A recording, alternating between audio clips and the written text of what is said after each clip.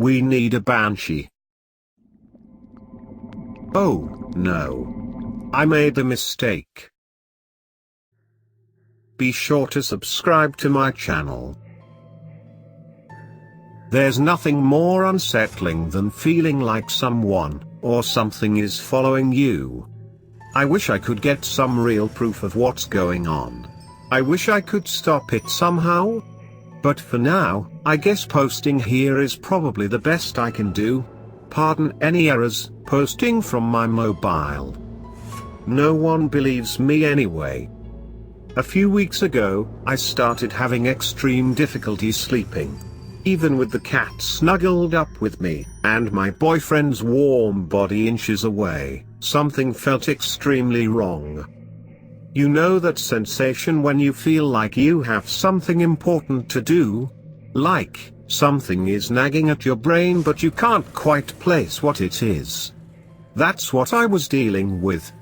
A tiny voice screaming in the back of my mind, demanding I remember a thing. Still, have no idea what the thing is. Having nothing better to do, I would regularly exit the warmth of the bed, wander into the cold kitchen, meander down the back stairs of the building, and sit in the garden with a cigarette. 2, 3, 4 in the morning. Sometimes late enough to watch the sunrise, but always early enough to finally head back upstairs and nod off for an hour or so before dragging my ass to work. It was seriously starting to fuck me up, honestly. Last week, during a 3-am boutique of insomnia, I found myself in the garden for a puff or 2. Or 10. Or 3 cigarettes. Doesn't really matter. Around the time I finally felt tired enough to possibly sleep, something caught my attention. Now, this particular Boston neighborhood isn't super active late at night on a Tuesday. In fact, it's more dead than a damn cemetery. But in that cold darkness, I heard a hitch of breath from outside the front gate. I stubbed my smoke and listened hard. It was a faint shuffling sound, light breathing, and something like a hiccup. Frozen in the dark, I didn't want the motion sensor light to turn on just yet. I listened. Possibly a drunk college kid in front of the building, on their way home? Someone crying? I was hard to tell. And I can't really explain why it was hard to tell. Just that suddenly my whole thought process went haywire. I couldn't focus properly on what I was hearing. All I could figure was that someone was there and for some reason, it bothered me. I shook it off and went inside. The motion sensor snapped on, but the sound of someone. I can't explain it existing. The sound of someone existing on the other side of the gate didn't stop. I made my way upstairs and toward the front of my apartment, facing the street. I peered out the window closest to the front gate on the street side, still curious and kind of confused. The polluted yellow street lights didn't help much, but there was someone down there, in front of my building. The figure seemed to sway subtly side to side as if shifting their weight from foot to foot. I waited a time to see where they went, but the figure stayed down there, right outside the alley gate, until I gave up and went to bed. I slept fitfully. The next night, after a long day at work and a couple of episodes of whatever was on the Netflix queue, the boyfriend, the cat, and I retired to the bedroom. I was pretty tired and hoped for a good night's sleep. I had forgotten all about the weirdness from the previous night and was probably snoring and drooling by the time I hit the pillow. Woke up at 2 am. Hopeless. Within an hour of tossing and turning, habit drew me from under the covers and down into the garden once again, bundled up with a pack of cigarettes ready to go. And just like the previous night, my late night puff or 2 or 10 was interrupted by the sounds of someone on the other side of the gate. The second I heard the hitching breathe, goosebumps erupted across my flesh and my blood ran cold. I remembered the previous night and hurriedly smashed my cigarette into the brick wall, jammed it back into the pack, and clambered back upstairs to peer through the front window again. The figure was not in front of the gate, but I could faintly hear it from the second floor, and it was most definitely feminine, and most definitely crying, very very lightly. I couldn't see directly underneath the front windows, but as far as I could tell, they, or she, or whatever, was down there. Maybe on the stoop. Sketched me right the hell out. The only person living downstairs was our landlord. The people above us are 3 guys. I flipped through possibilities in my head of why some chick would be crying on our stoop in the middle of the night. Upset girlfriend? Upset ex-girlfriend? Random upset stranger that likes our stoop? As I ran through these scenarios in my head, I had sort of blanked out, staring at the windowsill. I glanced down towards the sidewalk again, and there was the figure, backlit by the shitty streetlights, its head turned up towards me. I got away from the window pretty damn fast. Basically, my entire week has been like this. I told my boyfriend, but he thinks it's a friend or girlfriend of someone else in the building. My friends think I'm making it up, trying to be dramatic or something. The weirdest part was when I told the landlord. He checked the security camera that faces the front door and the stoop.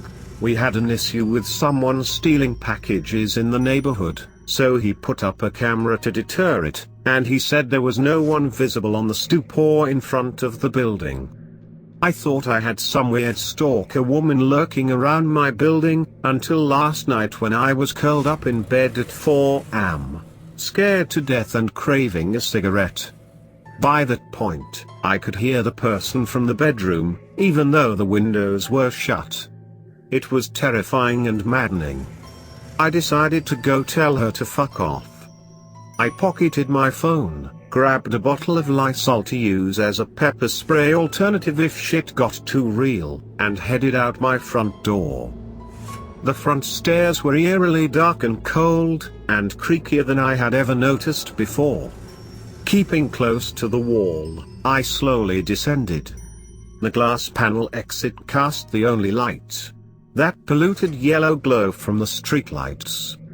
Keeping low, I peered through the glass and past the mesh of the storm door, ready to either confront whoever might be out there or run back upstairs in terror. Close up and under slightly better light, I could see the front steps clearly. There was a woman sitting on the steps, hunched forward, her shoulders heaving. She was crying, but really softly. I'm surprised I had been able to hear it from upstairs in the bedroom. I standing basically right next to her, and her volume seemed the same as it had half a house away. At a glance, it appeared she was wearing a grey hoodie. But within a moment, I realized she was dressed in grey and had either platinum blonde or silver hair. She was gently running a comb through the strands. She was facing about 3/4 away from me, but I could see enough of her face to tell she was beautiful. Delicate chin with a defined jawline, long thin nose, high cheekbones. Her dress was sleeveless. Yet there she sat, on the front steps, sobbing quietly and combing the same section of her hair over and over again. I watched her for what must have been 10 minutes, feeling weirdly conflicted and confused. I wasn't scared of her, but I was scared. That feeling of something being very wrong had intensified to the point where I felt like any second I was going to vomit, or burst into tears myself. I'd love to say I confronted her, or banged on the door, screaming at her to shut up. But all I did was eventually drag myself, defeated, back up into my apartment. I didn't sleep at all. Which leads me to earlier today. I got a call from my mother, let me know in a hollow and husky voice, that her favorite uncle had just been found dead in his house back in Ireland. It looked like he had been arranging a stack of firewood in his living room and simply keeled over. I didn't know this uncle of hers at all personally, but I comforted her best I could. I asked her if she knew how long he'd been there before he was found. Oh, Jesus, could have been close to a week, maybe more. She sighed, a deep shuddering sound, like wind shaking an empty house. Bless his heart, but you can be sure the Banshee keened for him the night he died, and not a second before. She said it offhandedly and casually, before launching into a happy memory with him from her childhood, but I was always tuned out. Goosebumps erupted. My blood ran cold. The phone still to my ear, I drifted off my apartment and down the stairs toward the front door. My brain stuck on the word Banshee. I'd heard of it before, an Irish ghost story. A ghost, a fairy, a something, that wails and cries to warn families about impending death. Sometimes it's an ugly hag. I'd heard that it shrieked and wailed. That can't be what I heard. That can't be what I saw. Mental static further tuned out my mother's voice as my eyes fixed onto something laying on the bottom step of the front stoop. A black coom. Skip the rest of the day. Skip to right now. It's a bit past 2:40 in the morning. Someone is crying outside.